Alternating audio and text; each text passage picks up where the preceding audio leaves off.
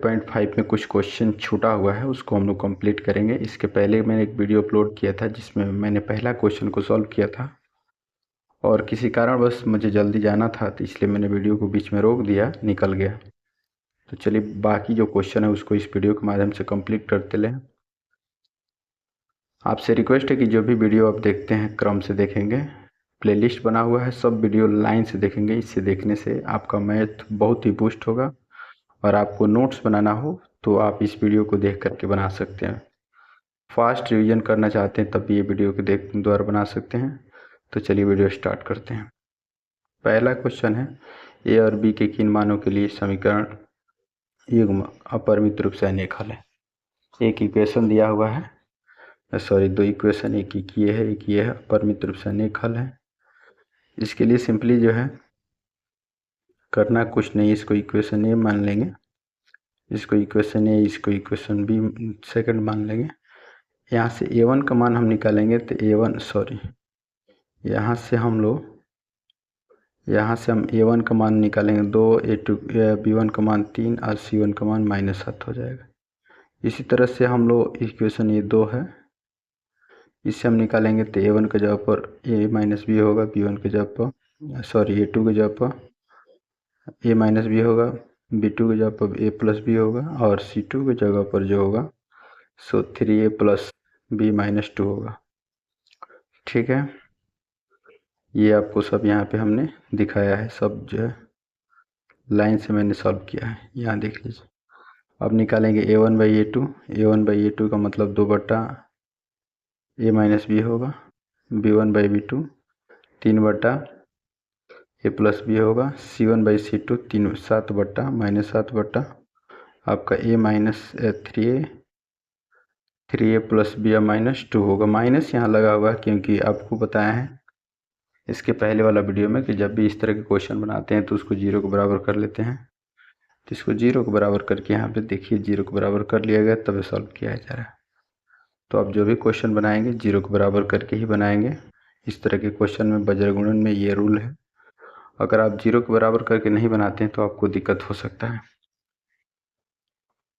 ठीक है, कई तरह के भ्रामक बातें लोग बताते हैं, तो इस तरह के भ्रामक बातों में नहीं आना है। तो आप देख रहे हैं यहाँ पे a1 बाई a2 का मान b1 बाई b2 का मान ये c1 बाई c2 का मान निकल गया है। अब जो है हम जो है क्या करेंगे कि चूँकि क्वेश्चन में बोला अपरिमित रूप से अनेक हल है, तो इसके लिए a1 by a2 equal b1 by b2 equal c1 by c2 होगा। तो एक बार जो है हम लोग a1 बाई a2 को इक्वल कर लेते हैं, एक बार b1 बाई b2 और इक्वल c1 बाई c2 को बराबर कर लेते हैं। चूँकि अपरिमित रूप से अनेक हल होने का शर्त होता है a1 by a2 equal b1 by b2 equal to c1 by c2 होता है। तो एक तो ऑप्शन है कि जो आप ले रहे हैं a1 by a2 b1 by b2 और c1 बाई c2 ले रहे हैं, तो ये इसको इसके बराबर करेंगे, एक बार इसके बराबर इसको करेंगे। तो ये इन्होंने समझाने की कोशिश किया a1 by a2 equal b1 by c1 by c2। अब यहाँ से इसका मान निकालेंगे, क्रॉस मल्टीप्लाई करेंगे तो इसका इक्वेशन ये हो जाएगा। इसी तरह से b1 बाई b2 और लास्ट वाला पार्ट को इक्वेट करेंगे, इसको क्रॉस मल्टीप्लाई करेंगे तो इसका इक्वेशन ये हो जाएगा। अब ये दोनों इक्वेशन को समीकरण 3 और 4 को विलोपन विधि से आप हल कर देंगे। इसके पहले वाला वीडियो में मैंने बताया है, तो आइए आपको दिखा देते हैं। यहाँ पे a माइनस 9b माइनस 4 है, और यहाँ देख लेते हैं a माइनस 2b इक्वल 3 है। आप देख पा रहे हैं दोनों में a सेम है, तो समीकरण 1 में से 2 को घटा देते हैं, क्योंकि मैंने इसके पहले वाला वीडियो अपलोड किया है, उसमें मैंने बोला है कि दोनों जोड़ में होगा तब घटाते हैं, दोनों प्लस में होगा तो घटाते हैं, माइनस होगा तो घटाते हैं, प्लस माइनस तो जोड़ते हैं। ये वाला आपको देख पा रहे हैं। तो आप विलोपन विधि से सॉल्व करेंगे तो इसमें जो है a और a कट जाएगा, b होगा, कुल मिलाकर सॉल्व करेंगे तो a बराबर 5 और b बराबर 1 आ जाएगा। तो ये जो है अपरिमित रूप से अनेक हल होंगे, तो ये इसका आंसर हो जाएगा। अब आइए हम आपको बताते हैं क्वेश्चन नंबर उसमें 2 भी है, तो उसका क्या हालचाल है वो मैं देख लेता हूँ। इसका हालचाल के किस मान के लिए समीकरण युग्म जो है का कोई हल नहीं है। तो कोई हल नहीं होने का शर्त होता है, इसके पहले वाला वीडियो मैंने बताया है, a1/a2 equal b1/b2 is not equal to c1/c2 होता है, कोई ना हल होता है तब। तो जब यहाँ से कोई हल ना होगा तो a1/a2 का मान निकाल लेते हैं, b1/b2 का, c1/c2 का। अब कोई ना हल होता है तो दो तो इक्वल ही होगा, a1/a2 इक्वल b1/b2 होगा, is not equal to c1/c2 तो उसको हटा देते हैं और इसको इक्वेट कर देते हैं, क्रॉस मल्टीप्लाई कर देंगे, के का मान कितना आ जाएगा, 2 आ जाएगा। तो इस तरीके से क्वेश्चन नंबर जो है दूसरा हम बनाते हैं। ये आपका आंसर कंप्लीट हो गया। आइए क्वेश्चन नंबर तीसरा देखते हैं। इसको प्रतिस्थापन और बजर से हल करना है। प्रतिस्थापन के लिए समीकरण 1 और 2 बनाते हैं। एक से यहाँ से x का मान निकालेंगे, ये प्लस इधर आएगा तो माइनस में 9 - 5y, ये गुणा में इधर आएगा तो भाग में। इस x का मान समीकरण 2 में भर देंगे। अब यहाँ ले आकर भरेंगे तो y का मान निकल जाएगा। अब इस y का मान ले आकर इसमें भर देंगे तो x का मान निकल जाएगा। तो ऐसे हम लोग क्वेश्चन को सॉल्व करते हैं। आइए इसके बाद हम बताते हैं आपको क्वेश्चन। अच्छा, इसको हमको बनाना है बजर गुणन से ही बनाना है। तो ये तो प्रतिस्थापन से हो गया। आइए बजर गुणन से भी देख लेते हैं। बजर गुणन का नियम है कि आप दोनों को 0 के बराबर कर ही के बनाएंगे। मैं बोला कि आपको क्या करना है, जब x को लिखेंगे तो x को आपको बिल्कुल छोड़ देना है। 5 × -4, 2 × -9। फिर y के जब लिखेंगे तो y को बिल्कुल भुला जाना है, x वाला को लिखना है। तो एक काम कर लेते हैं, y वाला को भुला जाएंगे तो 3 × -9 होगा और 8 × -4 होगा। और उसके बाद से लास्ट वाला लिखेंगे तो ये वाला लास्ट वाला टर्म इसमें का छोड़ देंगे। कुल मिलाकर के 8 × 2 अब 3 × 5 होगा। तो ये आपका हो गया x वाला, ये y वाला और ये वाला पार्ट हो गया। क्या करेंगे, इसको जो है इसके इक्वल करेंगे। अब जो है एक बार x को इसके इक्वल करेंगे, एक बार y वाला को इसके इक्वल करेंगे। इसके इक्वेट करके दोनों को हल कर देंगे तो x और y का मान निकल जाएगा। तो इस तरह से क्वेश्चन हम सॉल्व करते हैं। 4 जो है क्वेश्चन किया गया 4 का पहला है, एक छात्रावास में मासिक व्यय 1 भाग नियत है, शेष इस भाग पर निर्भर करता है कि छात्र ने कितने दिन तक भोजन किया। जबकि एक विद्यार्थी 20 दिन भोजन करता है तो उसको 1000 रुपये देना पड़ते हैं, और भी विद्यार्थी इसको 26 दिन भोजन करते हैं तो इसको देना पड़ता है 1180 रुपया। तो इसका नियत व्यय और प्रतिदिन का व्यय ज्ञात करना है। तो आइए सॉल्व करते हैं। देखिए क्वेश्चन नंबर पहला है, मान लेते हैं कि नियत व्यय x है और प्रतिदिन का भोजन का मूल्य y है। अब नियत x है और कितना दिन भोजन किया है, 20 दिन, तो x + 20y बराबर 1000 रुपये पेमेंट किया है। इस तरह से दूसरे कंडीशन में विद्यार्थी b है तो नियत व्यय देगा ही और अलग से जो खर्चा हुआ आएगा वो देगा। तो 26 दिनों भोजन किया है उसके लिए 1180 रुपये दिया। समीकरण 1 और 2 को आप विलोपन विधि से बनाएंगे तो ये कट जाएगा। ये जो है 20 में से 26 घटाएंगे -6, और ये 1000 में से 1180 - 180 दोनों तरफ माइनस कट जाएगा। 36 18 x y का मान कितना आ जाएगा, 30 आ जाएगा। इस y का मान समीकरण 1 में भर देंगे तो x का मान निकल जाएगा 400 हो जाएगा। तो इस तरह क्वेश्चन को हम लोग बनाते हैं। क्वेश्चन नंबर दूसरा इसका देखिए। क्वेश्चन नंबर दूसरा देखते हैं। क्वेश्चन नंबर दूसरा बताया है कि एक भिन्न 1/3 हो जाती है जब उसके अंश में 1 घटाया जाता है, और हर 1/4 हो जाती है जब हर में भिन्न 1/4 हो जाता है जब हर में 8 जोड़ दिया जाता है। मान लेते हैं भिन्न का अंश x है और हर जो है y है। तो भिन्न जो है x में 1 घटाते हैं तो हर में कोई चेंजिंग नहीं है तो उसका 1/3 आंसर होता है। क्रॉस मल्टीप्लाई करेंगे तो 3x - 3 बराबर y हो जाएगा। y को इधर लाएंगे तो 3x - y बराबर 3 हो जाएगा। इसको इक्वेशन हम 1 बना लेंगे। पुनः बोला गया दूसरे शर्त से कि हम लोग हर में 8 जोड़ेंगे। यहाँ क्वेश्चन आप देख सकते हैं, बोला है कि हर में आप 8 जोड़िए। तो हर में 8 जोड़ेंगे, तो हर में 8 जोड़ते हैं। देखिए हर में 8 जोड़ेंगे तो भिन्न 1/4 हो जाता है। तो 1/4 इसको क्रॉस मल्टीप्लाई करेंगे, 4x होगा, इससे गुणा करेंगे, इससे गुणा कर देंगे ठीक है। तो ये 4x और ये y+8 होगा, 4x, इसको इधर लाएंगे, इसको इधर लाएंगे तो माइनस हो जाएगा, 4x - y = 8 हो जाएगा।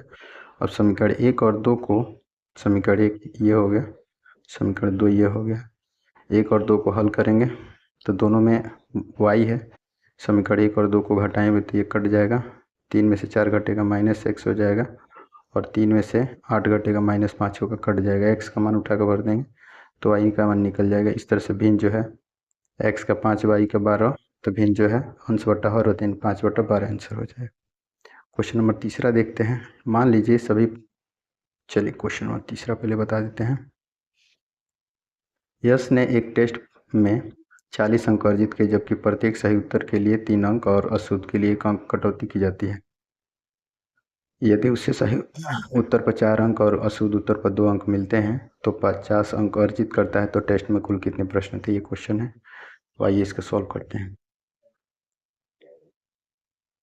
मान लीजिए कि सही उत्तर की संख्या x है और अशुद्ध उत्तरों की संख्या y है। कुल प्रश्न जो है 40 हैं, तो सॉरी, कुल प्रश्न आपका x + y हो जाएगा। अभी तो पता नहीं है, लेकिन ये है कि जब उसको 3 सही उत्तर देता है, ध्यान दीजिएगा, 3 सही उत्तर देता है, देखिए जब सही उत्तर देता है तो 3 अंक, और गलत देने पर 1 अंक काट लिया जाता है। सही पर 3 अंक और गलत पर 1 नंबर काट लिया जाता है। तो इसीलिए आप देखेंगे सही उत्तर दिया है x, तो उस पर 3 अंक मिला है, और 1 अंक कटा है, तो यानी y में 1 से गुणा करेंगे तो y हो जाएगा, ठीक है। और माइनस होगा क्योंकि नंबर कट रहे हैं, दोनों कुल मिलाकर के कितना अंक मिला है, तो 40 नंबर मिला है उसको, इस समीकरण 1 बन जाएगा। इसी तरह से जो है 4 सही उत्तर दिया है, 4 सही उत्तर दिया है और 2 गलत उत्तर दिया है, तो उसको 50 नंबर मिला है। यहाँ देख लीजिए, है ना, 4 अंक सही मिलते हैं, है ना। जब सही उत्तर दिया है 2 अंक काट लिए गए हैं, जब उस गलत उत्तर दिया है, तो वही काम हुआ यहाँ पे। 4x - 2y, माइनस आने का मतलब है कि वो नंबर कट रहे हैं, ठीक है, बराबर 50 होगा। समीकरण 1 और 2 को हल कर देंगे, ठीक है ना, विलोपन विधि से समीकरण 1 और 2 को हल कर देंगे। हल करना तो आता है, हल कर देंगे तो यहाँ से x का मान निकल जाएगा। इस x का मान जो है समीकरण 2 में भर देंगे तो y का मान निकल जाएगा। तो y का मान 5, x का मान 15। कुल प्रश्न संख्या पूछा है तो पहले 15, उसके बाद से पहले 15 आया है, फिर बाद में 5 आया, तो जोड़ देंगे तो कुल प्रश्न इसके एग्जाम में कितने थे, 20 थे। तो इस तरह से क्वेश्चन नंबर जो है, क्वेश्चन नंबर 4 देखिए। क्वेश्चन नंबर 4 बोला है कि एक राजमार्ग पर 2 स्थान A और B है, 100 किलोमीटर की दूरी पर है। एक कार, है ना, एक कार A से B का दूसरी एक ही समय में चलना प्रारंभ करती है। यदि एक कारें भिन्न भिन्न चालों से एक ही दिशा में चलती है तो 5 घंटे बाद मिलती है, तो दोनों कारों की चाल ज्ञात करें। ये आपका क्वेश्चन है, ये आपका क्वेश्चन है, ठीक से पढ़ लेंगे, ठीक है। देखिए, मान लेते हैं कार्य की चाल x है, कार्य की चाल x है, b की चाल y है।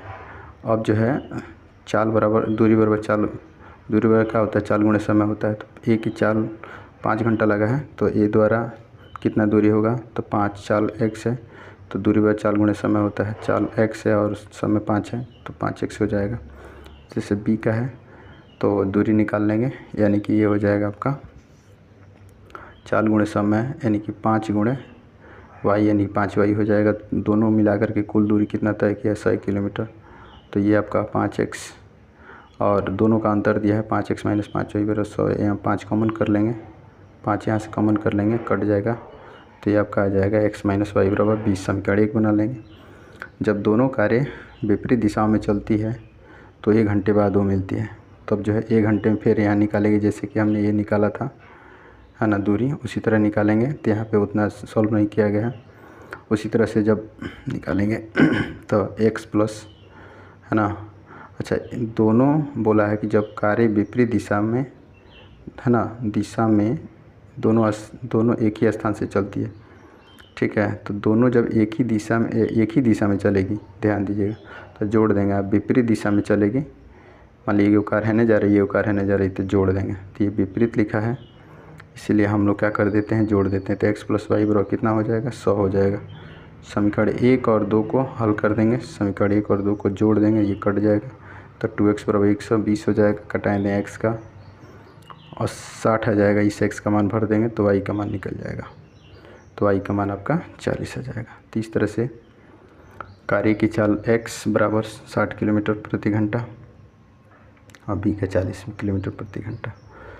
अब जो है क्वेश्चन नंबर 5 देखते हैं, ये लास्ट है, ठीक है। क्वेश्चन नंबर 5 देख लेते हैं। क्वेश्चन नंबर 5 देखिए, एक आयत का क्षेत्रफल 9 वर्ग इकाई कम हो जाता है जब उसकी लंबाई में 5 इकाई, चौड़ाई में 3 इकाई बढ़ा दी जाती है। जब हम 3 इकाई लंबाई में 3 इकाई, चौड़ाई में 2 इकाई बढ़ा देते हैं तो क्षेत्रफल जो है 67 इकाई बढ़ जाता है। तो आयत की विमाएँ ज्ञात करें, ये क्वेश्चन है। चलिए इसको सोल्व करते हैं। मान लेते हैं आयत की लंबाई x है, चौड़ाई y है, तो आयत का क्षेत्रफल लंबाई गुणा चौड़ाई होता है।